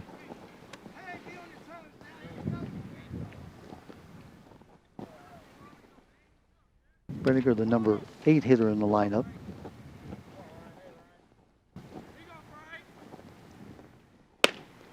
Nice comeback pitch. It was that. 2 balls and a strike. Aberdeen 0-3 on the year. Havre de Grace 1-2 early in the season, but you want to pile up those wins as quickly as you can. Ground ball to second base. Moving on to this Taylor Blevins. Blevins bobbles the ball, throws to first base, and the out is recorded. Yeah, that's a good charging play by Taylor Blevins. But I still think Havre de Grace, the way that Frank Ciano is pitching right now, I think they need to react to that in the field and change, shift over a little bit. There's plenty of opportunity right now for those little ground balls and this high grass to be hits, and you don't want that. A guy like Frank Ciano's pitching well. You don't want him to give up an infield hit, right? Talked to Bob Arnold before the game, the Aberdeen coach, and he was commenting, the grass here is thick. It always is. But it hasn't been mowed for a while, and right now the ball does tend to die in that infield. Well, they are out of the inning. They are right back in to the dugout. And, the good news about Havre de Grace right now with their 1-0 lead is they come up here in the fifth, the top of the fifth, with Chase Hunt leading off and the freshman Josh Rathburn coming up behind him. But then they're at the top of the lineup again. So you've had 2 innings back-to-back where they're going to get up their best hitters. And that's, to make a move in the middle of the game, if you can get the best part of your lineup up twice, back-to-back innings, you got to take it. It's a good opportunity to get up by another run and in a pitcher's duel, take the commanding lead. We talked about Havre de Grace, everybody up last inning hit the ball hard. So it'd be interesting to see if Coxon makes an adjustment or maybe he's just getting tired. We're not sure exactly what prompted Havre de Grace, who hadn't really hit the ball hard at all up to that point. You're right. And, I think it's early in the season, so it could be, fatigue or if I'm Havre de Grace, I'm not looking to be too aggressive. If he's going to throw some balls, string it out. His pitch count's getting up there, string out the inning, make Aberdeen stay on the field longer. But they got to kind of take advantage of this opportunity to have two back-to-back innings with the middle of the lineup up. You mentioned Chase Hunt, and here he is at the bat. Chase, who fanned back in the 3rd inning. Chase, a junior, third baseman. They moved in at third a little, but there's not enough. I'd be laying it down. Aggressively fouling the ball off. Boy, they're right on it, though. They're on it. The last inning we talked about the line drive by Blevins, the line drive triple by Ciano, single by Howes. Everybody up hit the ball pretty hard. Curveball. 1-1. dropped his arm a little on the curveball. He doesn't throw with a lot of confidence, but it's not a bad pitch, and he's going to need it now if they're sitting on that fastball. There is the fastball. It makes your fastball look a little faster, It too. really does. Yeah. For a high school hitter, I mean, he's got to remember that. So he showed it. Didn't get a strike with the curveball. He just showed it, but it helped him on the fastball. Talk about change of speeds. Pitchers get enamored with throwing the ball hard all the time. If you can slow it down and then speed it up, you said it's got to, you make that fastball look a lot faster. Especially It looked like a strike, and it was a strike, and the catcher tags him out at the plate, so the out is recorded. Especially at the high school level. If you can, you don't even really have to just take a little off it. That'll bring up number 9 hitter Josh Rathburn, who flew out to left field on that nice play. Made in left field by K.J. Miller back in the second inning. Check it, third inning. 1 out now. Third base is back. Top of the 5th inning, a 1-0 lead for Havre de Grace. They broke the 0-0 tie back in the 4th inning. A triple, 1-out triple by Ciano. Hops, who was the designated pinch runner, courtesy runner, if you will, came in. A little pop-up, second baseman moving on it and making the play. Tyler Kenny, the freshman, squeezes it. No. Looks like he dropped the ball. Looked like he had it, and then the ball, I don't know if it was with the wind. He took his eye off of it. Not sure what happened, but the first error of the game. The wind is a little tricky, and if you're not steady under it, it can happen. Now the top of the order comes up. So this is the chance they wanted. Man on, and Connor Nazi looking for an opportunity to do some damage. And, Taylor Blevins is the guy coming up behind him. It hit the ball right on the nose to the center fielder before. So there's the bunt. There we go. Third baseman moving, diving. Oh, what a catch. It's Tyler Sampson. Great catch. That was a tremendous catch. Got a great jump on it. Dove for the ball and caught it right off the and Chad Blevins, the coach at third base, goes over and gives a high five to Tyler Sampson. That's one of the best catches you'll see anytime. Brings up Blevins now with 2 out. When the ground ball shortstop, moving on it is Lamb Blind to throw to first base for the out. big play after an error, come out and make a play when you can make a diving, Tyler Sampson coming in, making a diving play to get the second out of the inning and take the momentum out of the inning. He really picked up his second baseman there because Tyler Kenny had dropped the ball. So as a team, they got out of that inning, which is huge because that could have been, with the middle of the lineup coming up, that could have been trouble. And Isaiah Coxon, I'm sure, is thankful. He got 2 nice plays by the third baseman and the shortstop to get out of that inning. Brian Langbine, and again, he didn't hang back on that ground ball because given that heavy grass, he came in, made the play. Boy, I just go back to that play by Tyler Sampson at third base. He just sold out to get that ball, dove head first and caught it right off the grass tops. Yeah, it was close. I mean, it was hard from our angle to tell if he caught it. The way he came up with it, it didn't look like there was any rattle or it didn't look like it hit the grass at all. So it was an excellent play. Coach Blevins, who was going to protest a bit, and then he realized what a great play it was. And again, the great sportsmanship to go over and slap fives with him and say, "Hey, what a great play, young man." That's the way Coach Blevins is, no doubt about it. But a big play for Aberdeen. To get back in the dugout. If that inning drags on and your pitch count goes up for Coxon, it's a whole different ball game. So that good for them. Now they got to make something out of it. They have to answer back here in the bottom of the 5th and put some runs on the board. They got the top of their lineup coming up after K.J. Miller leads off. Yep. And K.J. Miller's the guy that showed some wheels in left field. I'd be bunting. If I had those wheels, lay it down, make him make a play on you. If he can get on for that, this is a big inning here. I mean, Frank Sienna has to realize that, the more tired you get, the more deliberate. You can't waste pitches. You got to get ahead, take your deep breaths, and work yourself through the game. Bottom of the 5th inning, 1-0 Havre de Grace. Seattle overthrew that ball just a little bit. Well, you're right, Scott. It looked like that Havre de Grace had all the momentum, had that run on at first base after the error. And then the big play by Sampson sort of turned it around. Yeah, it's game management. They're going to have to get, Sienna wants to get right back in the dugout now. You can turn it around on them. Down low, 2 balls, no strikes. Well, KJ Miller's doing the right thing. You're not going to help him out. If he's coming out of this inning a little tired and missing with the first 2 pitches, make him throw strikes.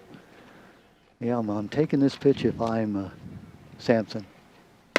And he does. 2 balls and a strike. Or again, that's a good pitch to bunt because you know he's going to lay it across, right? So you go fair or foul down the third baseline and use your strike wisely instead of just taking it. But they don't look to be committed to using the speed and the bunting and to get men on. So it's if you're not committed to it, don't do it. 2 balls, 1 strike. Down low and inside, 3 balls and a strike. Just missed with that one, but good eye by KJ Miller. Give him credit. He knows the value of the leadoff runner here, so he's playing smart. Nobody out. Bottom of the 5th inning. Down low it is. Ball 4. He worked the count. He's got that sharp yellow helmet too. Those look good out here. Brightens up the game. You're the number 9 hitter. You get a walk. Now you bring up the top of the order, Tyler Sampson, the young man who made that great catch there we talked about in the top of this inning. Yeah, he can. How many times do you see a guy makes a great defensive play to turn the inning around? He comes up now in a situation. Havre Grace comes in at third, so they know how big this run is, and they know they got speed at first with Miller. Miller's not even thinking about waiting. There he goes. He's running, and I think they got him. Let's see. The out at second base. What a nice throw by Keegan Grews, and a great tag by shortstop Brady Walker. Yep. So just like that, the run that was on is out. Throw from 2 to 6, and we now have 1 out, and Sampson is up with 1 out and nobody on. Boy, what a great throw that was. He came up, no hesitation, put it right on the money. Hey, he did. He threw it off his back foot a little bit, and the batter had swung. Usually that can throw off a catcher, but Havre Grace made the play there. They countered in the chess game. They countered the move. Right off the knees. Good pitch. Working ahead. That's strategy by Arnold, the coach of Aberdeen. I mean, when he's thrown out, you say, nobody out, But, yeah, it was aggressive. If you get him on base. You can't wait now. Yeah. You got to make a move. It's the 5th inning. Absolutely. You're down a run. We know Miller has speed. I mean, you're not safe every time. It doesn't mean it's a bad strategy, but... nice job again by Cruz to hang on to that foul tip. And you're also playing, on that particular pitch, Sienna threw a high fastball. So he threw a high fastball, and the catcher threw a high fastball. It stood the catcher up, and it was a perfect play, and they got out. Now there's 2 out in the inning, and Sienna's thinking, let's get back in and hit. Croxon, who walked last time up, he'd like nothing better than to be able to hit his counterpart. And Sienna's getting that lower strike now, so he has won the umpire over. Boy, Scott, you're right. At first, that low pitch was a ball every time. Now it's been a strike. Well, he's earned it. He's explored it down there. Coxon 0 for 1, grounded out. Nice Boy, what pitch. a nice curve. Inside curve to a left-handed hitter, tied him up. I don't think Coxon ambushed a Havre Grace hitter with a curveball, and he just got ambushed himself on that one. Isaiah said, wait a minute, that's not fair. That was a great pitch. Now what's he do with 0 and 2? Fastball away. And there it is. Blows him away. What an inning by the great pitcher Frank Ciano for Havre Grace. So he walked the first batter, but then the catcher threw him out. So no runs, no hits, no errors, and nobody left on base. We played 5 full, and it is Havre Grace leading by 1-0.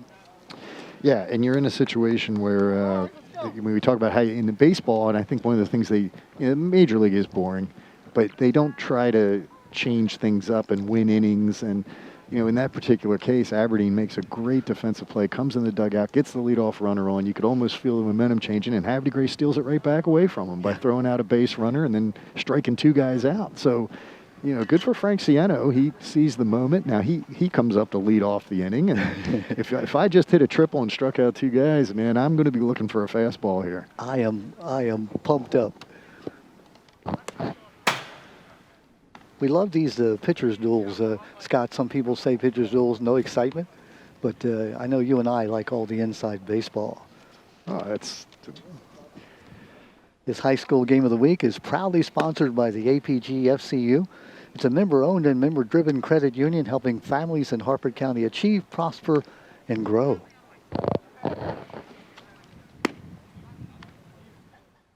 So we go down to the top of the 6th inning. 7-inning games, of course, in high school baseball. So it's getting late early, as Yogi Berra used to say. Yep, and it's again, we're seeing a great ball game to kick off we got rained out 2 days ago, couldn't get a broadcast in, but what a way to get back on the diamond, right? I mean, this is terrific. And we get to see Havre Grace again. This is a Friday. We get to see them Monday against Hartford Tech. So we'll be the Warriors back-to-back on Friday and Monday. Excited about that. Terrific. Yeah. So here we go now. We mentioned Frank Ciano, who walked and then tripled. Let's see what Coxon does. Curveball. Surprise. Yeah. Yeah, well, we knew that. I mean, he just had Sienna sitting on it. But the only problem is if you don't throw a good get-me-over curveball as strike one, you need to come back with the fastball at some point, and that's what Sienna is going to be sitting on. But he gave him a good one. High inside fastball right by And him. he muscled up. You could see it in his face as he went through his motion. Great thing about baseball is this one-on-one confrontation between pitcher and batter. In this case, the two pitchers, one batting now. With a fastball, a bit high and outside. 2-1. It can be unnerving in the age of youth sports today where the parents like to see all their kids, not out there on the pedestal, taking the shots, taking the heat. But I think you're right, Don. Boy, there's the curveball. That's a big curveball. At 2-1, he gets the strike call. He had to throw it. There's competition between these two guys, and he needed to get Sienna off the fastball. He's done an excellent job pitching to Sienna in this at bat. 2 balls, 2 strikes. Nobody out. He got him. Fastball up and high. Oh, that ball was by him before he could get around on it. You tip your hat to Isaiah Coxon right there. He said, hey, you get me, you strike me out to end the inning, guess what I got coming for you? And that pitch was out of the strike zone, but again, it looked good coming in. He had to be swinging, he was, and he got the strikeout. Connor Howell's now the right fielder. Connor got a single last time up. He's 1 for 2. Swung on that high fastball. It looks like Coxon has gotten a second life here. The ball was sort of flattening out earlier, but this inning he's really thrown it well. Sometimes you get struck out to end an inning, you get a little adrenaline pump. Yeah. There's that low strike again. Nothing wrong with pitching a little pissed off, is it? Can we say that on TV? I think we can. We just did. You can. No. No balls, 2 strikes. Nice Curveball, pitch again. and he takes it. I tell you, he just turned around after he threw that pitch. And he's in the groove right now. I guess Coxon, he should have struck out earlier in the game and got himself mad because he's saving the best for the latter part of the game here. He looks terrific. Here's Keegan Grews now, the catcher who made that great throw last inning to take Aberdeen out of the game. Had that runner on at first with nobody out. Fastball. Yeah, maybe Isaiah is one of those kids that he needs to be punched first. Pitches better bloody because he looks good here. This is the middle of the lineup for Havre Grace. Yeah, 3, 4, and 5. Dicing it up. Off the catcher's mask. Yeah, Keegan was right on that, but it still blew by him. Yeah. It's that high pitch again. It's so hard to get on the high fastball. Yeah. Bob Arnold coming out talking to his catcher. Ryan Brenniger. Ryan saying, hey, I'm okay. Ryan's a guitar player, by the way. He likes to strum the 6 string. You play a guitar? You play any instrument, Scott? If I did, people told me to stop immediately. There's a reason I spent so much time on the sports fields. I can remember my church minister asked me, I'll tell you the story in a second. It was a humiliating story. Ground ball Nice was shortstop. curveball. Brian Langbine comes He's up, gonna be makes safe. the throw. He is going to be, the ball dropped at first base. Yeah, it was a low throw. Now, I read that a little differently because right now, as well as these guys are pitching, the infielders got to come in. This grass is slow. The infielders need to play in a little bit more than normal because every ground ball has been slow. And to give up an infield hit when your pitcher is just pitching terrific is tough. That's tough to take as a pitcher. Give him a base hit on that infield bouncer. We have that designated runner again. I believe that is, again, Noah Buchanan. Noah, who did that designated runner thing earlier. Almost got him at first base, almost got him leaning. Brandon Cruz now the batter. Brandon is fanned and walked. Okay, they got him in a trapped. rundown. The throw back to first base. Now he's staying alive. The throw down to second base, and finally to get him out. Now you can score that as 3 to 6 to. Anyhow, they got him out. The shortstop tagged him. Interesting play. It was that. Yeah, they overthrew the ball coming back in, but Probably not, looks like Coach Blevins is encouraging him. It's not, you're trying to get a man to second with 2 outs, right? Yeah. So, Yeah. if you get another run on the board there, it's a great play. If you get thrown out, it's not a great play. I would never get mad at somebody for trying. No runs, a hit, no errors, and nobody left on base. So we have now played 5.5 innings, 1-0 lead for Havre de Grace. Yeah, you're right. With 1 out or no outs, you would not be happy with your runner. But with 2 outs, yeah, if you get thrown out, well, that's the breaks of the game. Well, what we've seen is that their speed-up runners are going to run. They're going to run. So he probably was going to steal in the next pitch or two if he thought he had a shot there. He went for it. It just didn't work out. But, it's when you put the pedal down and you tell your speed-up runners to be aggressive. My coaches always used to say you're going to get picked off more than you're going to get thrown out. So take a chance. So we now go to the bottom of the 6th inning. Aberdeen leading a run to tie. They'll send up the heart of their order, Langbein, the number 3 hitter, against Diener then, and then Hagen, numbers 3, 4, and 5 coming up. Yeah, all these have been big innings lately. I mean, the game started out and we kind of read it by the 2nd inning as being a pitching duel. But as we got into the 4th and 5th innings, it's been a little back and forth battle here. So it feels 0-0. It feels 1-1. But Aberdeen has got to get a runner on. And they have to think of any way possible, because hitting a ball out of this park right now against a pitcher that's red hot is just not going to happen. So, let's small ball them and see what we can get going. Frank Ciano with 9 strikeouts and 5 walks now through 5 innings.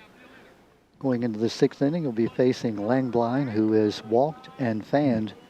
Those are great stats for those are Herbie Crumley numbers on the pitching mound. Herbie Crumley, we were talking about him. He's the great one. Ground ball shortstop. He's playing deep, too. He's not going to make this play. Walker, long throw. He's going to be safe at first base. Well, again, we talk about it. That's a tough play to make, but if you're back, it's an impossible play to make. And that is the first hit of the ball game for the Aberdeen Eagles. Ciano had gone 5 innings plus without giving up a hit, and now the first hit of the game, and that's an infield hit. Yeah, it's an infield hit.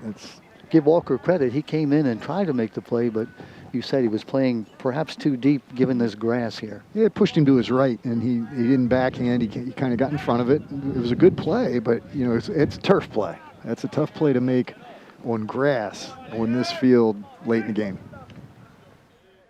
Sean Diener, the batter. Sean is 0 for 1. He walked last time up, had fanned in the 1st inning. You bunting here, Don? It's your cleanup hitter. You would think not. But with down 1-0, anything goes up high.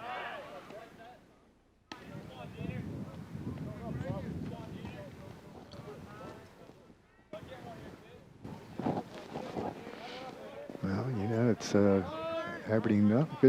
Good play here. Hey, Coach Blevins again coming out at a good moment. He's sensing that, hey, if we stop them here, we can win this game. But you don't want to allow, with no outs, you don't want to allow that guy to get to second base without talking about it. If you go out here and refresh it, go over everything that can happen, prepare them mentally, and it still happens, okay. Yeah. We at least we prepared, but he kind of felt, especially with that first pitch being way high, he's going to rest his pitcher a little and refocus him. And conversely, Tim Lindekamp and Coach Bob Arnold talking to their runner to say, here's what we want you to do. Umpires are now going to step out and say, okay, that conference, let's break it up and get this game moving. That's a good long rest, too. Late in the game, I think Coach Blevins has given, Frank a little blow there, saying, hey, let's rest, let's talk. You're the guy, Frank, building him up. And he needs to reach back and find that little extra that Isaiah Coxon found last inning right here. Go to first base, back safely. Ball does get away, moving down to second base. Here's a throw to second and a head first dive. He's going to be out at second base. What a play by first baseman Brandon Cruz. Retrieved that ball that just trickled away from him through the shortstop, Brady Walker, and Walker puts the tag. So out at second base on a head first dive, but he is out as Langbein is flown out from 3 to 6. I'd love to give Coach Blevins all the credit in the world for coming up with such a snazzy play, but Yeah, missed the ball at first base, make him think he can get to second base. and throw him out right by a bang play. But to give Havre de Grace credit, they made lemonade out of lemon there, because that, what's the saying I there? think it Dan? is. I think he got it, yeah. I thought when it squirted by the first baseman, Yeah. there's no way they're getting him at second. But the first baseman just grabbed it and was in a kind of a sidearm sling, put a ball right on the money. And Langbine, he was running hard and did a nice head-first dive Yeah, he's got to go on that. inside. He's got to go. He's got an opportunity to get in scoring position on a ball that trickles by the first baseman. He's got to go. Daryl Jackson, the umpire at the base umpire, making the call. That was a close play. Yeah, it was bang, and the throw being right where the tag's supposed to be kind of helped him make that call. But I guess that's Braden Cruz who made the throw. Good for him. Big play. 3 balls, no strikes now as Diener wants to get on base. Up high, ball 4. 4 pitches, 4 balls. Well, looks like they were right. I mean, Frank Ciano's a little tired, so right back with a situation with a man on. Will Hagan, he's the young man who hit the home run and the double against Northeast in the last game. So he's got power. Freshman, fanned and flew out to center field. Flew out deep to center field. Down low, nice play. Good play by Keegan Gruz, the catcher. So Keegan and Braden, have both made good plays here to help Havre de Grace. You can see why that's a Billy Ripken saying, put your best athletes at first base and catcher, the guys that touch the ball all the time. Too many times you see them coaches will put guys there that don't have great gloves, but if you're going to touch the ball all the time, you need to have good athletes there. It's paid off. Ground ball foul. Tim Lindekamp, the head coach here for up until the last 4 years. Bob Arnold has taken over as head coach. Tim, who played baseball for me way back in the 70s. He's a scrappy player, and he's a scrappy coach as well. Done a lot of work with the Ripken Association here in Aberdeen. Tim's the athletic director at Aberdeen High School. We want to thank him for all his help in helping us get this game information all together and be able to use this field, the Cal Ripken Senior Field. Swung on and missed. 2 down. We'll bring up Stevie Smith. Stevie, who has fanned twice so far. Well, now you're going to. Looks like we're sending in a pinch hitter there. Number 21. 21, that would be Will Hart coming in to pinch hit for Stevie Smith.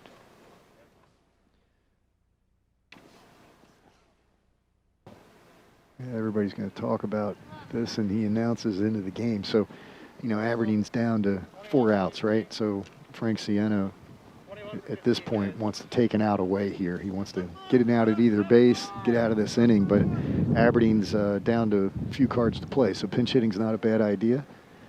Will Hart, a sophomore. Wind picking up, wind blowing from right to left. It's hard to come off the bench. I was never a good pinch hitter, but it's hard to come in a situation like this and deliver unless your name's Terry Crowley. The Crow. Again, young people out there saying, who? Ground ball right past the pitcher. That's what Terry Crowley would do, but it's cut off by the second baseman, Taylor Blevins. It's Frank Ciano looked like he got a little bit on that. Taylor Blevins going over and making the backhand stop. Nice play. It looked like that ball was through in the center field. Yeah, and it looked like it might have touched it just a little, or it hit the mound and slowed down a little. But, hey, you're a pinch hitter. You're coming in to square one up and go right back up the box with it, and Will Hart did that. So good for him. It just didn't work out. No runs. There was 1 hit, no errors. 1 runner's left on first base. We've now played 6 full, 1 inning to go. With the 1-0 lead for Havre de Grace, the only run that has been scored was scored back in the 4th inning. The triple by Frank Ciano, and a wild pitch allowed the runner to come in. Now, it's an unearned run, but it really becomes an earned run because the next hitter, Connor Howes, did get a single to center field, so he would have scored. So it would be scored an earned run, even though it came in on a wild pitch. Good point. Good technical point there, Don. Good mastery of the rules. Oh, I went to see my granddaughter play down in Charlotte. She's playing a seventh grader playing on the varsity. A little plug there for granddaughter Ella. Wow. So I'm keeping score, and I was teaching Ella how to keep score. It's just something that as a young man growing up, and I'm sure you did the same thing, Scott, I would listen to the game on the radio, and when I was supposed to be asleep, had that little transistor radio and my scorebook next to me. And, you would keep the score. Pick it up. That way you could look at the game the next day and see exactly what happened. I hope you were right. I didn't really listen to you. I could never get the earned run stuff figured out. I tuned out on that. I was never a pitcher, so it didn't matter to me. Yeah. I just didn't want the air. Exactly. Well, the Havre Grace Warriors looking to add on here if they can. Is this Braden Cruz leading off? It is, The guy who made the great play at first base? Braden, who pops it straight up. And it's a mile high. Out of play on the third base foul line. The play that Braden Cruz made there to get the out, to lead off, to cut off that leadoff runner, or to cut off the runner from going to second base. And then the play that his brother, the catcher, made when he threw the runner out at second base. Nice curveball by Coxon. Coxon's pitching well. I got to give him credit. If he doesn't get the win here, it's not because he didn't try. He's really pitched well at the end of the game, which is very impressive. Only given up 3 hits. There's that curveball. He just missed with that. Well, it's a nice job. Good pitch. Good pitch. Braden Cruz, who held up on it. That's the kind of pitch that, tip your hat to the batter. Yeah, it's a great 0-2 pitch. Yeah. 1 ball, 2 strikes. Right back to the bat stop on the fastball. 2-2 now. He overthrew it a little bit, but he's. This is an interesting battle now. It's 2-2. Braden Cruz has kind of worked this back to a spot where the fastball might come in take a little off the fastball. It's a good pitch to hit. It's mostly worked it to a 3-2 count now. Yep. Good job by being down 0-2 and now working it back to 3-2. Right. Exactly. Now, if he can foul this off, he's going to bring it. You got to be ready to swing. Swung on and missed. Great job by Coxon. I thought he was going to hump it up and bring that one. He has a tendency when he wants to throw it a little harder, he rears back and lets it rip. So good pitch. Braden Cruz struck out twice and walked 0 for 2 officially. Brings up Brady Walker. Brady Walker, the freshman, he's fanned twice. Foul ball. This is a double play combination. We got the Brady Walker at shortstop as a freshman. 10 strikeouts for Coxon, who, again, as you said, Scott, has pitched well. Is it really? He's got 10. So we have both pitchers at 10 strikeouts, huh? Yeah. Which you kind of expect 2 senior pitchers against young teams, both young and early in the season. Mm-hmm. Cold day where you really don't want to hit the ball. Remember, the aluminum bats are not quite as bad as the old wooden bats. When you had a wooden bat and you hit a ball not well, yeah, it felt like 1,000 bees in your hand stinging you all at the same time. Yep. Another reason why they could be bunting. Fly ball, center field. Piece. Got in on him, though. Jammed him a little. Good play by Will Hagan coming in and making the play. 2 out now. Nobody on. Bring up Chase Hunt. Chase Hunt, the third baseman, who was fanned twice.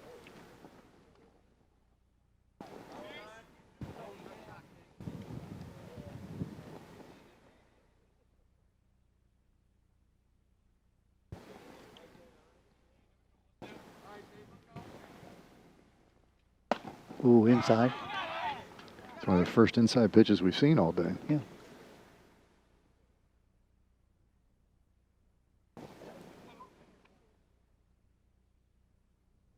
Looks like 10 strikeouts and just 3 walks for Coxon. Gave it up the 3 hits, that big triple by his counter number, Ciano, being the big blow of the ball game. Absolutely. But he's pitched a good game. It's hard to take that when you've pitched such a good game, but there's no shame in this. If he can buckle down here and get out of this inning, they'll have a chance. It's always nice to get the last at bats. 1-0 as we're playing the top of the 7th inning, the last inning in high school baseball. Of course, unless we have a tie game, then we get to play free baseball.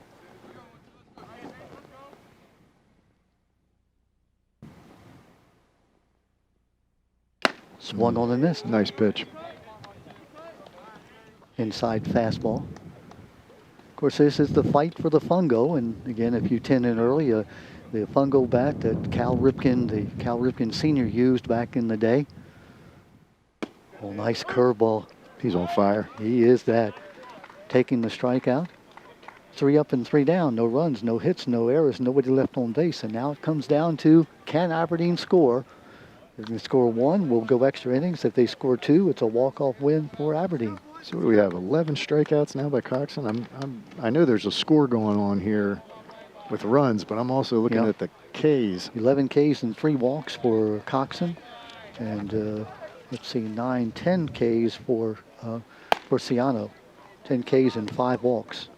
Make it 6 walks. 10 Ks and 6 walks for Coxon. I'm sorry, for Ciano.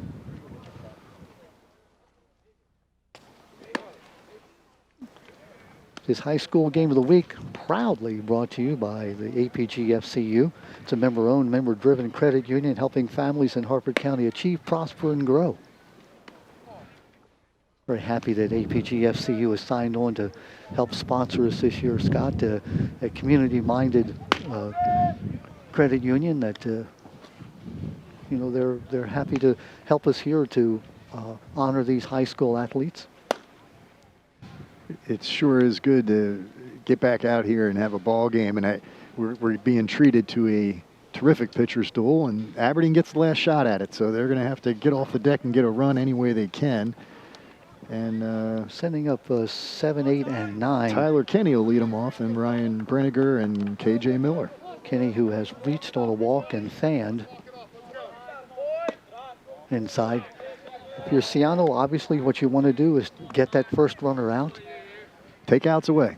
They got 3. Take them away. Take your time. Get the outs. And I definitely would move the infielders in a little. He's still throwing hot. The bottom of the lineup's going to probably hit him to the right side. Nice strike. Boy, Ciano has just been steady the entire game. He has. The only time he misses low. He's been definitely confident. He's a confident kid. Good arm. Strike 2. Those 2 pitches were identical. Do you go to the curveball here? No, you go right at him. Yeah. You know, it's he's a freshman, you're a senior. Make him hit it. Down low, 2 balls and 2 strikes. You also want to get the first out, so if you can, you definitely need to be looking for a ball that maybe you field as the pitcher. You don't want a jam shot with 2 strikes. Down low, just off the, just below the knees. 3 balls and 2 strikes. It was definitely low, but it was framed well by the catcher. Yeah, Keegan Cruz, I'm really, again, impressed Cruz, with... yeah, they're something, man. They're good gloves. Cruz also pitches on this team. Wow, he catches? Yeah, no. Struck out on the high fastball. A lot of times you don't see a catcher being a pitcher as well because catchers tend to take a lot of damage to that pitching hand. Boy, that's a big out right there. 3-2 pitch. He kind of leaves his meat hand out there exposed a little as a catcher. And you need to get that tucked in, especially when you're, there you go. Brenniger, another freshman. Try to say that a little louder. Kenny, a freshman, Brenniger, a freshman, and Miller, a freshman. So you got 3 Frosches coming up there at the bottom of the order. Yeah, if they can get to the top, they got a chance. Somebody's got to step up and get on base against a really, really determined senior here. So duck that. Anything you can do to get on. I tell you what, he is throwing as hard right now as he did in the first inning. Neither pitcher. There hasn't been a change. I would argue Coxon's better now than he was earlier in the game, but Frank Sienna is consistently the whole time takes his deep breaths. He looks exactly the same. Warriors 1 and 2 coming in. A win here to get even their record. Aberdeen looking for their first win of the season. What a game. We couldn't have asked for a better contest when we're having the fight for the fungo between 2 arch rivals, Havre Grace and Aberdeen. Pitcher's duel. Cal Ripken Sr. would be honored. Oh, just a little bit low. Didn't get the low one there, so we're into an interesting situation here. Deep breath by Frank Sienna. He's got to come back. This is a good battle. Great battle here at the bottom of the lineup. There's the strike. Now, Right he on the finished knees. that pitch. He really followed through.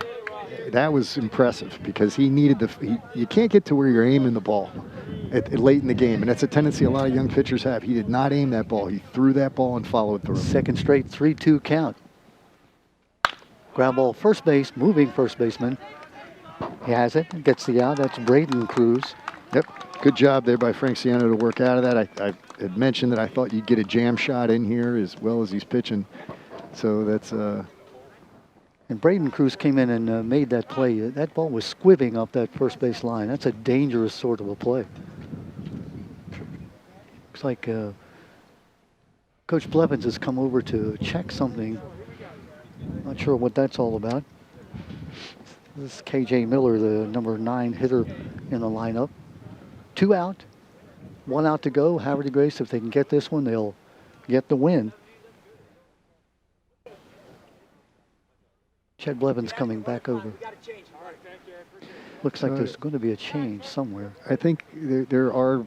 We did this 2 years, and you know, I've totally forgotten over the 2-year period here, but there's a pitch count on everybody in these games, and it looks like that there was a confirmation between the coaches as to where they were on a pitch count for a young pitcher, and they have to relieve him. Now, at this point of the game, when you're down, you wonder why. You know, he's almost finished, but the rules are the rules. So they are going to remove Frank Sienna from the game. Bringing in number 5. Right, which is Taylor Blevins. Yeah. He's been playing second base the whole game, so he's fresh. They might have loosened him up. I wasn't smart enough to look for that, and you can't really see their bullpen, but you know, they probably knew this could happen, depending, as you mentioned, he went to 2 full counts. That kind of snuck up on me. You're right. I'm not sure. I don't remember exactly what the pitching count is, but we had him. I mean, for 2 years ago, we had him because it was the first year they instituted it, and it was very important in some of those Patterson Mill and Bel Air battles that they had with great pitchers. So we know that Taylor Blevins has come in to pitch. It looks like number 26. And that is Braden Cruz. Not sure. Well, they changed number. There's a number. I noticed that we have a couple of numbers wrong there, but your pinch runner, wasn't he the pinch runner? Not, let's 24. See. He's 24. He was a gentleman that pinch ran. Yeah, that's Buchanan. Twice. That's Buchanan. So Buchanan is checked into the game. And we know he's fresh because he's been a terror on the bases, so he comes into the game probably to play second. Yeah, I'm sorry. It's Damon Pressberry, number 24. Okay. It looks like Pressberry has come in to play second base. So Blevins comes in to pitch. Out of the ball game is Frank Siano. So Siano, who comes within 1 out of being able to pitch a complete game shutout, he'll turn it over to the 9th grader, Taylor Blevins, the son of the coach. Yeah, he took the ball, and he looks aggressive, and he knows what he's got to do. He's got to throw strikes here to the bottom of the lineup. KJ Miller, the freshman, who has walked and fanned. Ball 1, nice pitch. What a position to come in knowing that your team needs to get this last out. Yeah, but you know what? This is where you, honestly, second basemen are great at this. They usually have that ability to throw strikes and that little short arm delivery. Yeah, just pump them across there. It's what you need right now. Up high, 2 balls and a strike. If you're KJ Miller, your job is to get on base. Number 9 hitter in the lineup. Right. Swung on and missed. Maybe that might have been out of the strike zone. Foul tip, the umpire says. So we're now 2-2. 2 balls, 2 strikes, 2 out. 1-0 lead for Havre de Grace, looking for that last out. And there it is. The Havre de Grace Warriors have won this ball game by a final score of 1-0, scoring the only run of the game in the 4th inning on a triple by Siano at a wild pitch. What a game. Pitcher's duel. You know, we both pitchers end up with 11 strikeouts on the day. And adding the 1 strikeout that is recorded by the Taylor, pardon me, I'll get the name right, Taylor Blevins. Right, the coach's son there coming in doing the job. He goes to his own son to close the game. Having coached in those kind of things, you usually know it's coming up, and you're thinking, boy, if we go out and get them bang, bang, bang, Frank Sienna completes the game. But if Frank Sienna ends up throwing 2 full counts, then you get into a situation where somebody's got to come in and close it. So great job for the second annual Fungo, Fight for the Fungo. Terrific game. I mean, to start out the season. Yeah, and just one error in the entire game. 1 run, 3 hits for Havre de Grace. No runs, 1 hit for Aberdeen. It is a 1-0 victory for the Havre de Grace Warriors, and they will take back. They celebrate with the Fungo. Yeah, that Fungo has been missing for the last 2 years because last year they didn't play, obviously, and Aberdeen won that first game. Right. So they got the extra year, but Havre de Grace, really impressive. I'm so happy. I recently moved to Havre de Grace, so I'm happy to be a Route 40 guy again and see the local Havre de Grace team win. Very, very well coached, well played game. We can't think of anything negative to say. These guys did a great job to get us started this year, Don. Frank Siano did a great job pitching, and of course he got the big hit of the game, that triple, and it was not a cheap triple. That thing was lined into left center field. He came out for the designated courtesy runner who scored the winning run of the ball game, and that was the only run of the game. Really, a couple of threats in the ball game. A couple of times Havre de Grace had runners at second and third, but the pitcher came through and made the out. Coxon made the play he needed to make. 1-0, the final score. Scott, final thoughts about the game? Well, I love seeing everybody involved. I give Havre de Grace, you can't say enough about Frank Sienna and what he did. Now, I will give props to Keegan and Braden Cruz. They did a great job defensively. And then, Coach Blevins went out a couple times when I thought was very appropriate to make adjustments to his defense. It paid off. And then, of course, being aggressive and using his courtesy runners, his speed-up runners to make a difference in the game. It's a total team effort, really. And Ryan Hops, the young man who was that courtesy runner who made that, who came in on a very, very, it wasn't a close play at home, but he made his, he read it right, his position to go right ahead. Yeah, good read and you got to stress that because a lot of guys don't want to be that courtesy runner, but hey, you added value. All right, well, we're going to say good night to everyone and let you know that this has been a pleasure for Scott Elliott and myself, Don Morrison, to bring you this game, Havre de Grace Aberdeen. The Fight for the Fungo, it goes back to Havre de Grace now as the Havre de Grace Warriors win the game by a final score of 1-0. Don Morrison for my partner, Scott Elliott. Good night, everyone.